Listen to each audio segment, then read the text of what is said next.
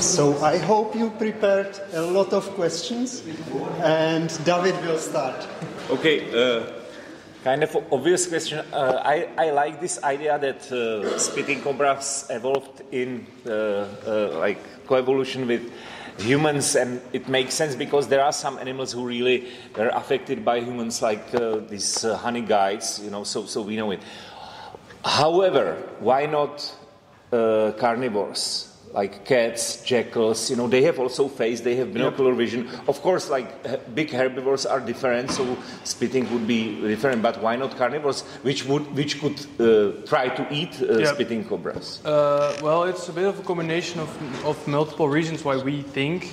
It is largely based on the fact that there is actually no data supporting observations of spitting behavior towards large carnivores. This can be a huge bias because, you study lions in the field you're not looking at. So I reckon this. And also what we know is that a lot of large felines and whatnot, they don't eat cobras. They also don't show any resistance against cobras or whatnot. So they. No, of course I can imagine that a lion or a leopard do not eat cobra, but jackals, for example, or serval, and these small carnivores which are just. Have appropriate size, and for cobra it would be kind of useful to deal with them. It could very well be, but there is a lack of data supporting or at least lack of observation supporting it, and that's why we formulated this hypothesis. But it's very speculative. Moment. Yes.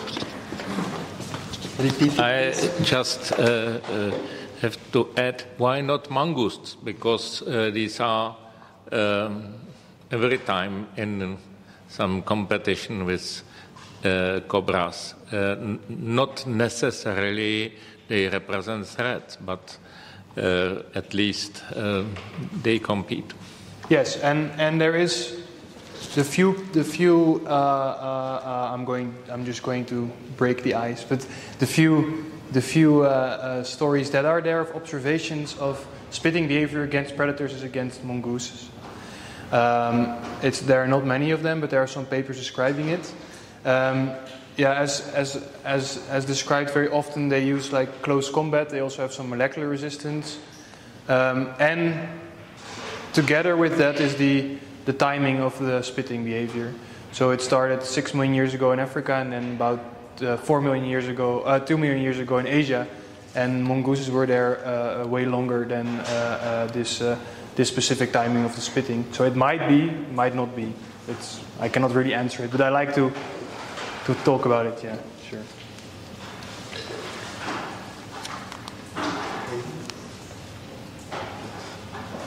Other question, please?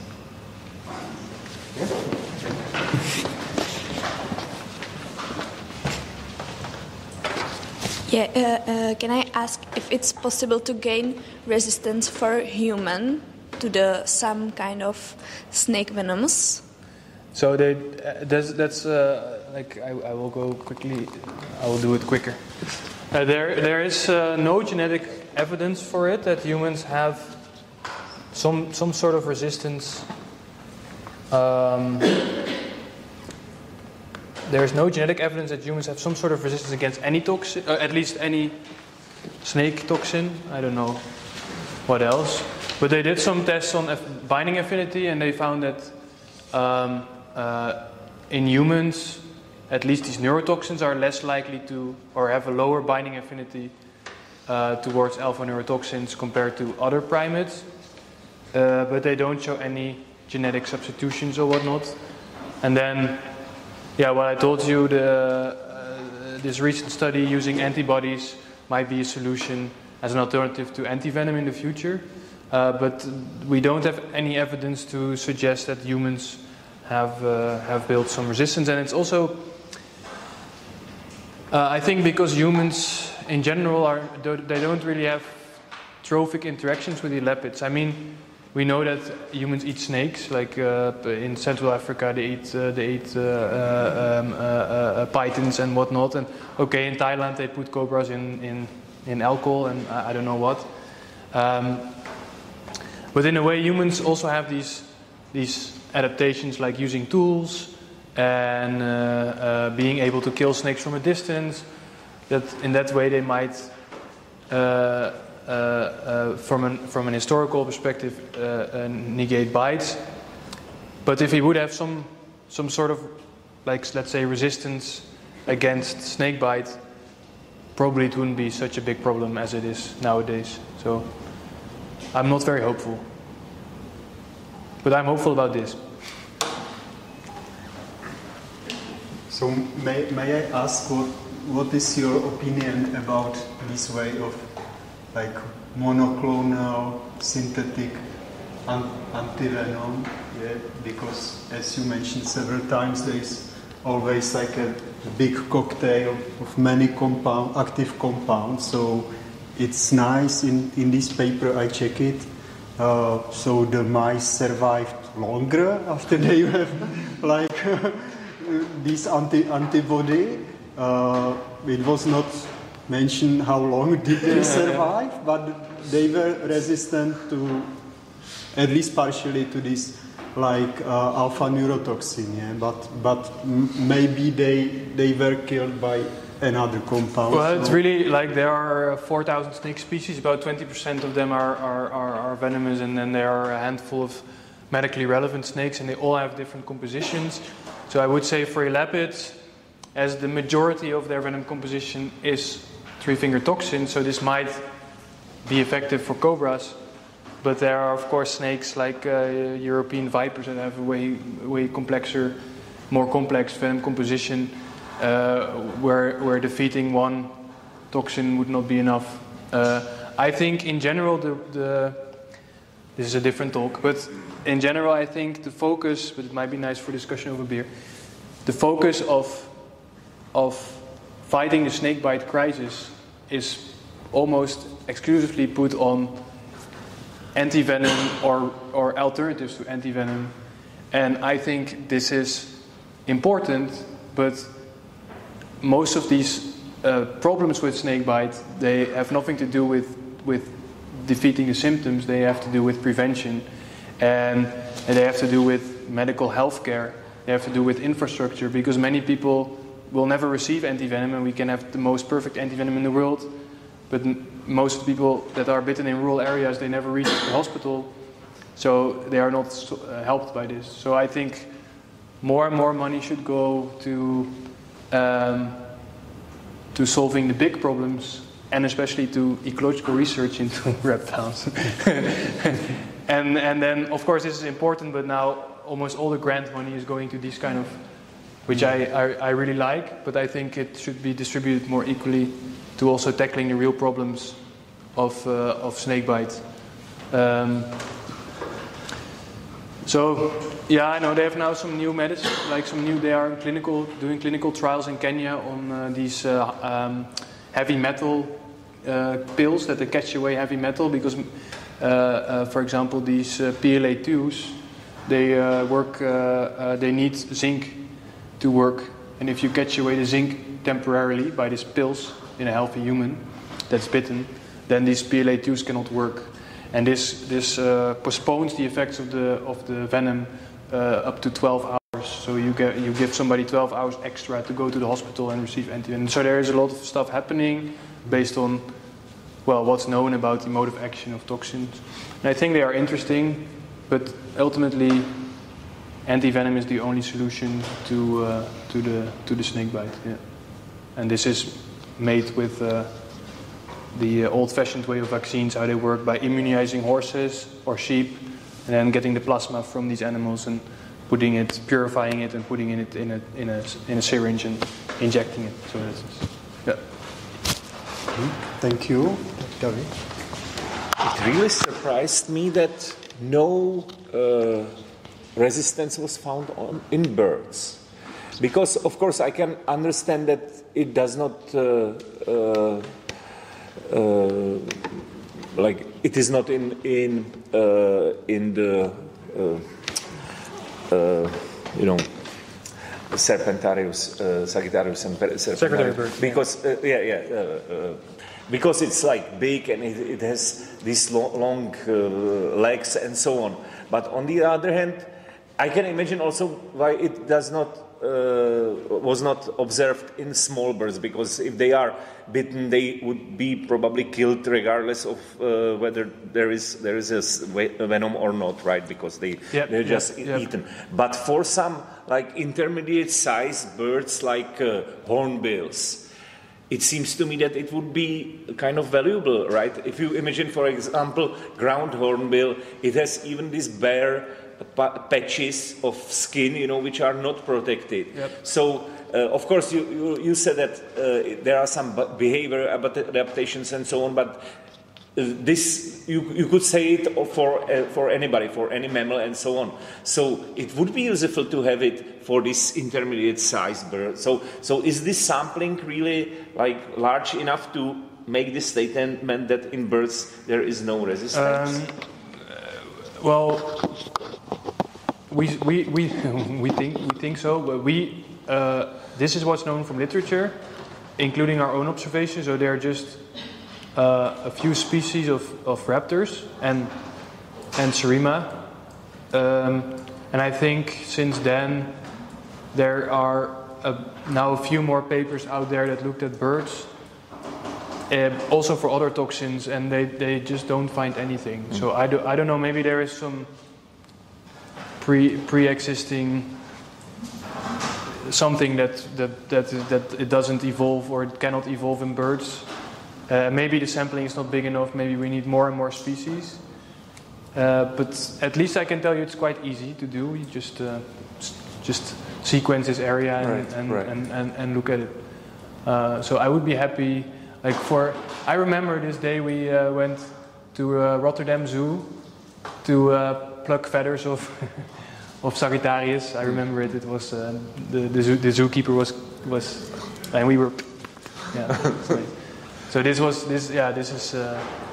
We were the first one to look at birds, and we looked at some raptors that are known to eat snakes, and we looked at Cerima, and that's what we did.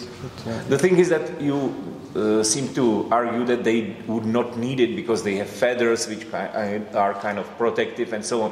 But on the other hand, they are not completely protected, right? And we know from literature and a lot of ecological observations that they die if they get. Yeah, exactly. Yeah. So it would be useful for them. So there must be some constraint which kind of. Yes. Yeah.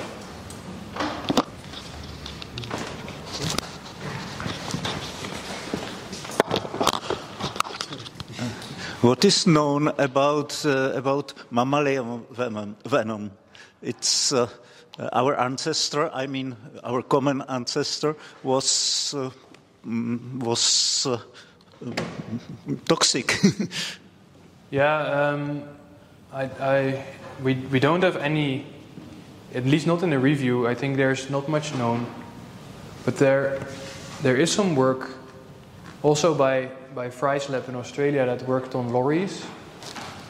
This venom in the how do you call it in English? Well, not the elbow, but the inner. Anyways, they have these toxins indeed. I don't know if anything is known about resistance or auto-resistance, but also I think, I don't know, like if I look at these, for example, these slow lorries, they don't use it. They probably use it for some anti-parasitic effects or something. No, I mean not toxic, but poisonous by venoms. We have our own venom, mammals. Ah, okay. And is something known about nature of this? I don't know. I cannot tell you.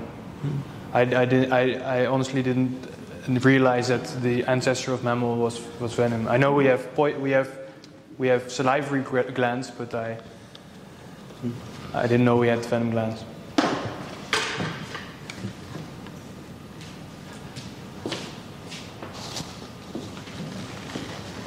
Okay, so then I have a question, like, it's really surprising if it's true that there are repeated reversals to the primitive condition in these, like, receptor, like you showed in common in Yeah, and also in this in viper, and also as you showed in Gymnophiona. So then it should be really some cost if it's true that they return I don't know if back it's to reversal. the primitive condition which makes them resistant. So now it would be possible to test it, to CRISPR mouse and show they would survive it probably, but if there are some like neurological symptoms which would maybe also explain like the bears because they need to be quick and so on and flight. Okay, maybe it's more to pop discussion. No, sure. But I also like. What is thought about it? Like yeah, it's interesting, and also like because reversals in general are very uncommon, and I don't know. Maybe the as you see it all over the animal kingdom, maybe evolving resistance is not that special or not that difficult or not that high cost as we think, and maybe just. But on the other hand, we know that the genus Vipera has been sympatric with elapids back in the days when we had European cobras and whatnot. So I don't know, but yeah. Okay, Lisa? Yeah, my question is, do we know any spiting-like behavior in non-spiting snakes? Because if there is something similar that could evolve from, it could tell us what was the driving force, what was the selection. Yes, I have one slide which I want to show you. It makes life a little bit more complicated. This is specifically to cobras, and I will answer the rest of your question. So. Yes, there it is. So even within our non-spitting cobras, Atra and Naya cahoutia are very closely related. Chinese cobra and monocled cobra. Both in our irritation assays show a lot of irritation, and they also show slight upregulation of PLA2s. And we know that some populations in the wild do spit.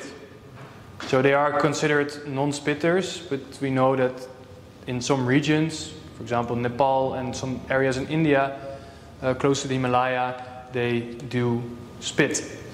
And there are quite funny videos on YouTube where you can see a photographer who is completely surprised by one of these species spitting. Okay, and then there are some rumors that